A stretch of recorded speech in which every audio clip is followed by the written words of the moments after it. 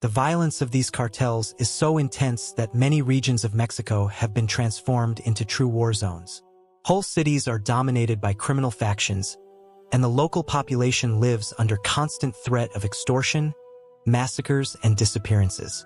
This chaotic situation directly affected Mexico's security and economy, and has deep repercussions in the United States, where fentanyl trafficking has caused a public health crisis, with thousands of lives lost each year. Trump's pressure to send troops to Mexico, although seen by him as a solution to the fentanyl and violence crisis, is a highly controversial approach. She ignores the fact that the problem of drug trafficking is multifaceted and is closely linked to demand in the United States, besides the market dynamics that cartels explore. The very violence generated by cartels, especially in areas such as Sinaloa and Jalisco, is also fueled by other factors, such as corruption in Mexico, the lack of resources for security forces, and the presence of local criminal groups working alongside the cartels. Trump, by suggesting direct military intervention, is, in a way, trying to apply the logic he used during his presidency to seek quick solutions and, often, without considering all the complexities of the scenario. For him, sending U.S. troops could be the key to ending the violence that plagues Mexico and ensuring that the fentanyl does not enter the United States. But the reality is that, in addition to military intervention, coordinated effort is required to attack the root of the problem: the demand for drugs in the United States and the supply network that cartels operate with skill. While Trump still kept his proposal firm, Sheinbaum had a totally different point of view. She argued that, to combat the violence of cartels effectively, it would be necessary to look into the United States themselves. Arms trafficking, which feeds violence in Mexico, and incessant drug demands are problems that also need to be faced in the American territory. For her, the Mexican government should not be liable alone for the fentanyl crisis, as the origin of the problem was largely in American society. Sheinbaum not only opposed the sending of U.S. troops, but also proposed a more integrated approach that involved combating arms trafficking, reducing demand for drugs, and improving safety efforts in Mexico so as not to harm national sovereignty. She argued that by allowing an American military action in Mexico, the country would be at risk of even greater escalation of violence, as well as exposing the faults of local authorities to deal with the issue independently. For her, it would be more productive to strengthen collaboration between Mexican and American security forces, sharing intelligence information and coordinating actions against cartels, but without the U.S. direct military presence. This Sheinbaum posture also reflected a more pragmatic view of the relationships between the two countries. She knew that Mexico could not continue allowing her neighbors to decide how the country should deal with her own problems. For her, Mexico's sovereignty was a fundamental value that should be defended at all costs. Although Mexico was willing to cooperate with the United States in the fight against drug trafficking, allowing U.S. military intervention in Mexican territory to be, for Sheinbaum, a dangerous step that would compromise Mexico's image in the international scene. Sheinbaum's proposal also raises broader questions about the role of the United States in international conflicts and military interventions. Recent history has shown that military interventions often do not produce the desired results. The clearest example of this is the conflict in Afghanistan, where the United States, despite its massive military presence, failed to eliminate the Taliban and stabilize the country. In the case of Mexico, Sheinbaum's concern was that an American intervention could generate more problems than solutions, creating a vacuum of power and increasing the resistance of local populations. In addition, the situation of fentanyl is just a facet of a more complex problem involving drug trafficking in Mexico. The question is not only production and trafficking in substances such as fentanyl, but also the destruction that cartels cause in Mexican communities. Whole regions are dominated by criminal factions, which not only control drug trafficking, but also engage in activities such as extortion, kidnapping, and murders. This creates a cycle of violence in which the civilian population pays the highest price, often being caught between the clashes between the Mexican army and the forces of the cartels. In response to this reality, Sheinbaum sought to reinforce the idea that Mexico needed more resources to combat cartels inside, without depending on external interventions. It proposed a significant budget increase for Mexican security forces, as well as a focus on intelligence and dismantling strategies of trafficking networks, without the presence of foreign armed forces. This approach would allow Mexico to maintain control over its own safety and to avoid the perception that its sovereignty was being undermined.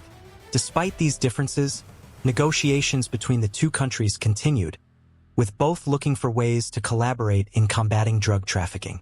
Although Trump and Sheinbaum could not agree on the American military presence in Mexico, they agreed to reinforce cooperation in areas such as intelligence sharing and joint operations at border critical points. For Sheinbaum, this collaboration should be a step towards a more balanced solution, where both countries could work together, respecting the sovereignties and specific needs of each nation. However, what Sheinbaum proposed was more than just a security strategy.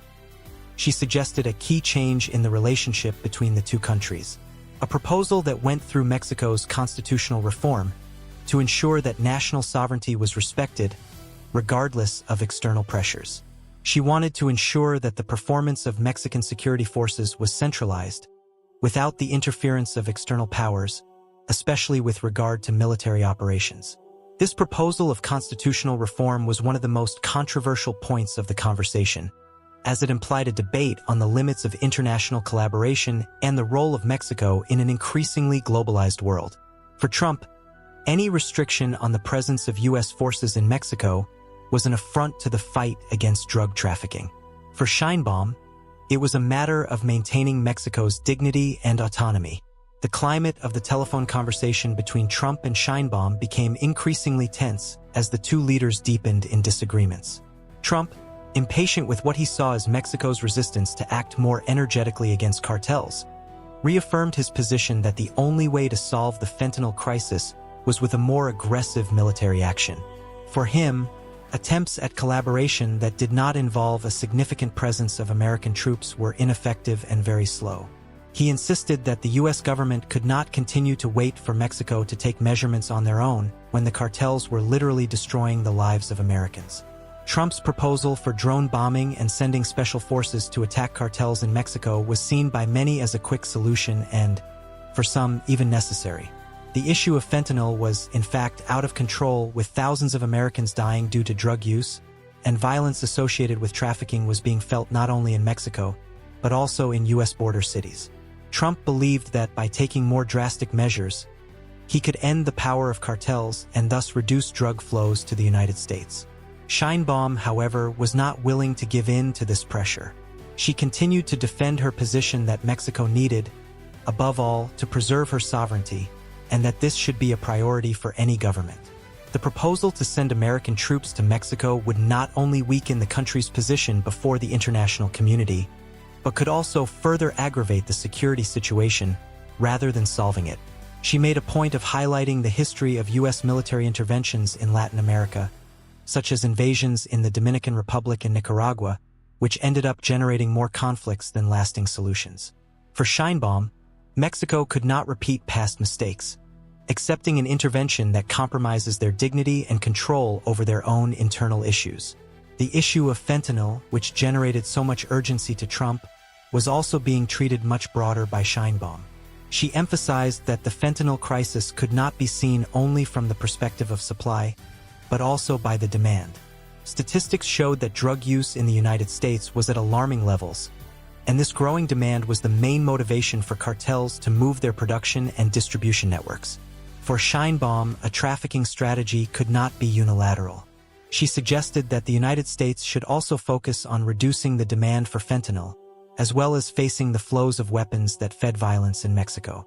While the conversation between Trump and Sheinbaum continued, the divergence between the visions became even more evident. Trump wanted a quick and effective fighting that essentially involved the use of U.S. military force to clean the cartel region. She, on the other hand, believed in a more balanced approach that involved more than a military action, but also the improvement of internal policies in both countries.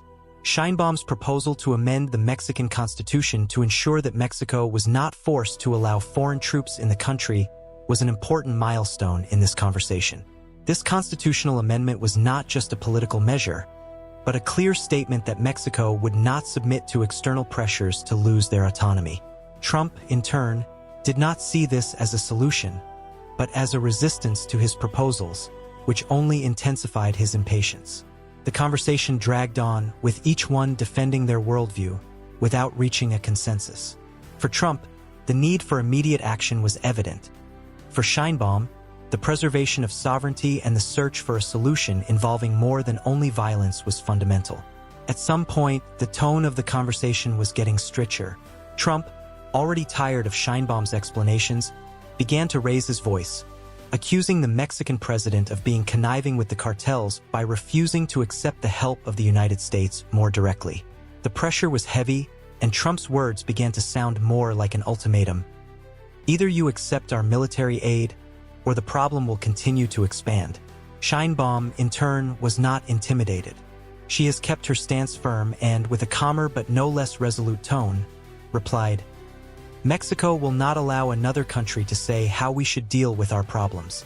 We are able to make our own decisions, and the solution to Mexico violence will not be found in a foreign military action. We need more than strength, we need a strategy that involves education, social policies, and a true partnership without our countries' sovereignty." The impasse was clear, but even without a definitive agreement, it was evident that both Mexico and the United States were beginning to recognize the complexity of the problem. Fentanyl trafficking and cartel violence could not be solved with simple solutions or with the imposition of foreign military power. It was necessary to think of alternatives that, above all, respected Mexico's autonomy and promoted an integrated and fair combat to drug trafficking. While the conversation came to an end, Sheinbaum reaffirmed his position, while Trump remained convinced that the only effective solution would be a direct military action. The two leaders ended the call without a clear consensus, but with the certainty that the next few weeks would be crucial to define the direction of this relationship and the fight against the cartels.